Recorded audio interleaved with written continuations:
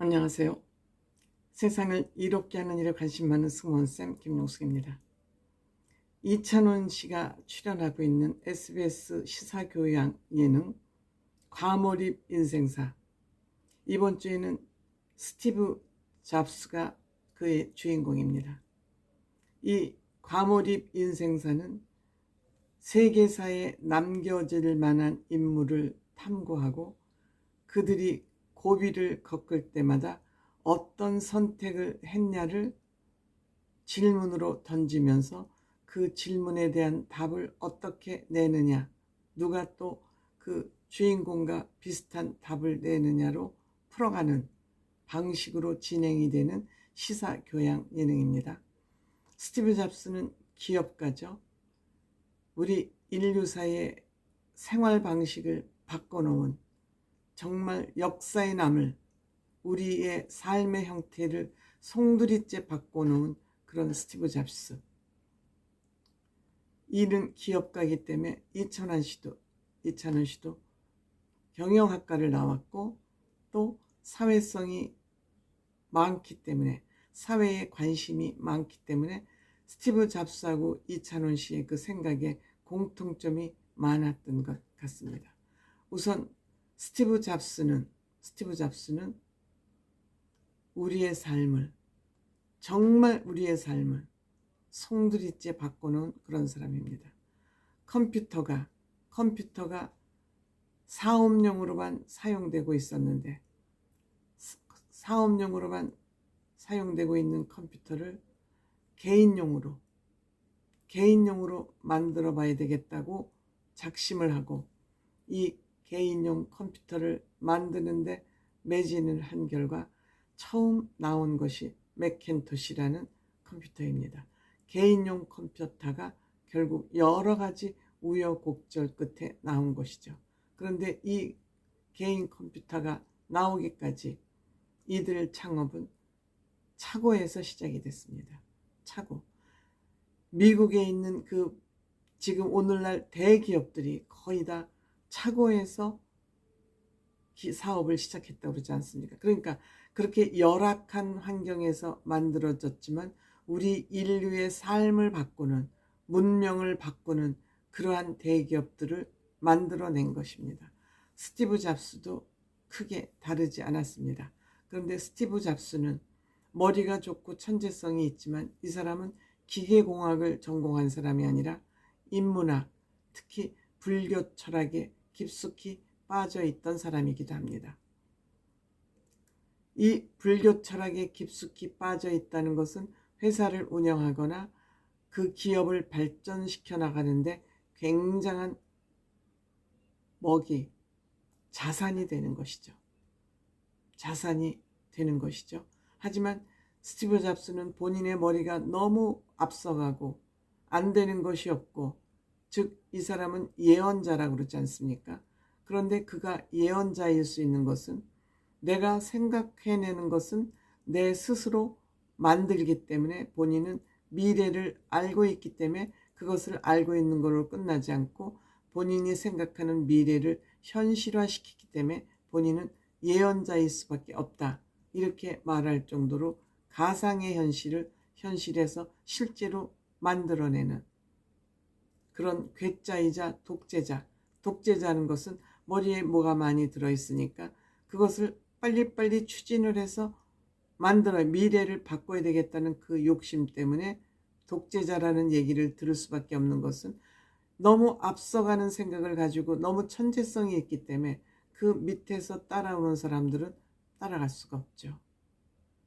속도를 따라갈 수가 없죠.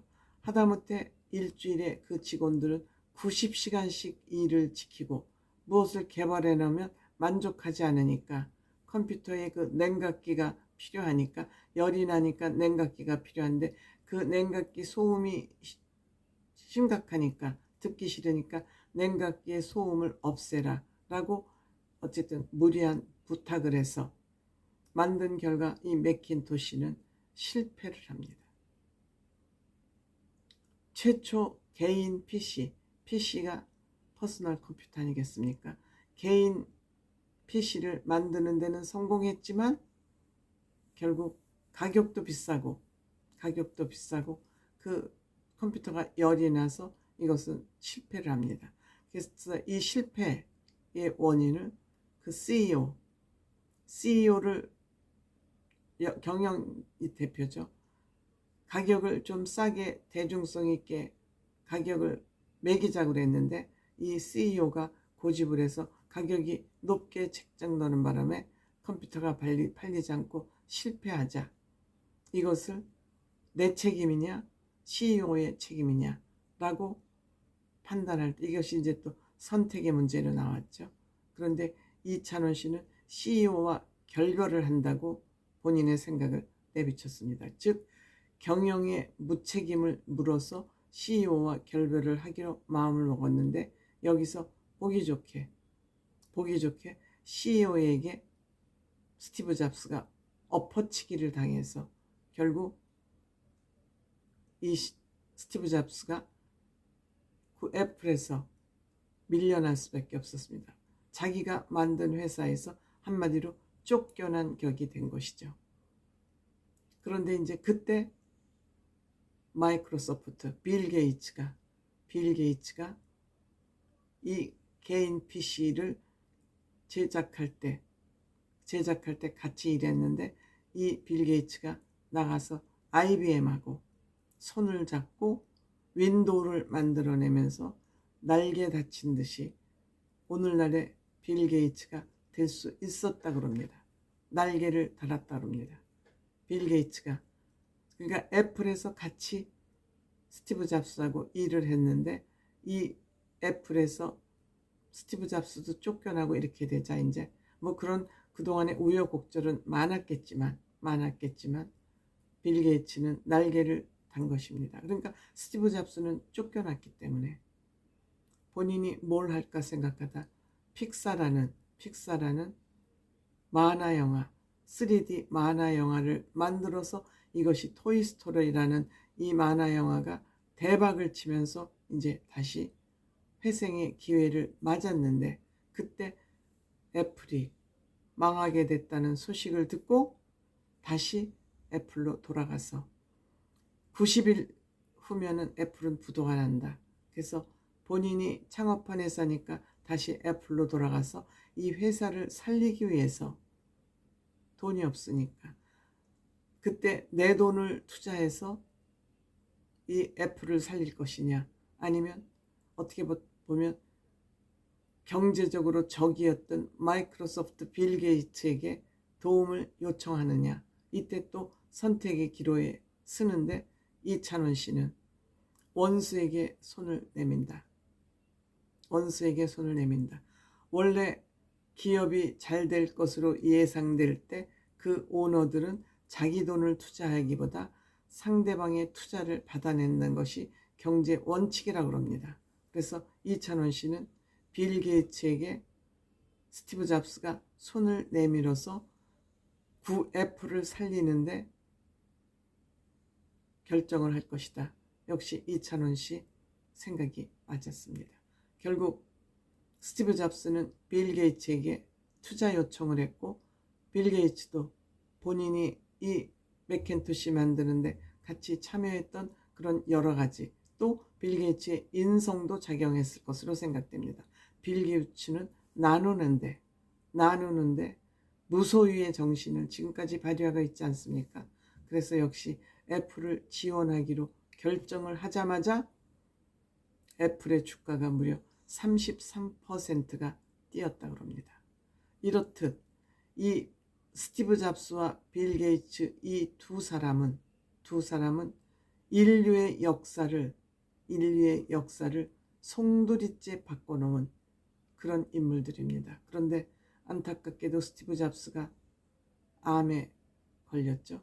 그래서 스티브 잡스는 암에 치료하는데 전념을 할 것이냐 아니면 본인이 추진하던 프로젝트 아이폰을 즉 스마트폰이죠 할 것이냐를 두고 또 선택의 순간이 왔을 때 이때 이찬원 씨는 본인은 치료에 전념할 것이라고 하는데 빌 게이츠는 8년 동안 암과 투병하면서 즉 PC 시대를 접고 모바일 시대를 여는데 결정적인 역할을 했다. 그것이 지금 우리가 쓰고 있는 스마트폰이다. 우리가 지금 쓰고 있는 PC도 스마트폰도 시작점은 역시 스티브 잡스였다. 거기에 빌 게이츠가 IBM과 손잡고 날개를 달면서 PC가 일반화됐고 거기에 PC의 시대를 접고 모바일 시대를 여는 데는 역시 스티브 잡스가 공을 세웠다. 그래서 지금 애플은 세계에서 시가총액이 가장 많은 1위 기업이다. 즉 세계 1위 기업이다. 즉 삼성과 막강하게 경쟁을 하고 있는 그 애플은 이렇게 스티브 잡스에 의해서 탄생했다. 너무너무 재미있는 의미 있는 그런 시간이었던 것 같습니다.